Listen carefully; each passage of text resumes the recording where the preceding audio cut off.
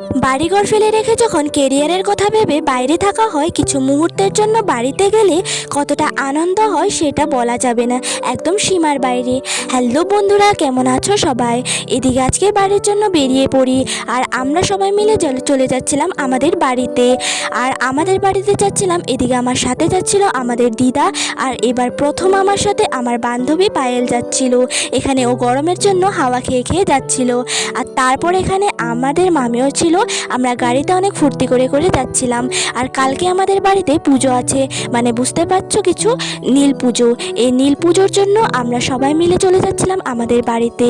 এই নীল পুজোর একটা অনুষ্ঠান হবে আমাদের বাড়িতে, মানে আলতি দেওয়া হবে। আর এখানে কাজের জন্য সবাই লেগে পড়ে। এখানে প্যান্ডেল বানানো হচ্ছিল আর সবাই সবার কাজ করছিল। আর আমরা চলে গেছিলাম বাড়ি এসে জেঠুদের ক্ষেত থেকে আনার জন্য সবজি। কালকে আমাদের বাড়িতে গ্রামের লোককেও খাওয়ানো হবে, তার জন্য আমরা সবাই মিলে চলে আসি সবজি আনার জন্য। আর এখানে আমাদের ছোট মাসিওরাও এসেছিল, মানে সবাই এসেছে বলতে গেলে। আর এদিকে আমাদের মাসিওরা নিয়ে এসেছিল একটা টিয়া পাখি। এটা সবার সাথে খুব সুন্দর মিশে যাচ্ছে। ভিডিওটা এটুকুই, দেখা হবে কোনো একটা নেক্সট ভিডিওর সাথে। রাধে রাধে।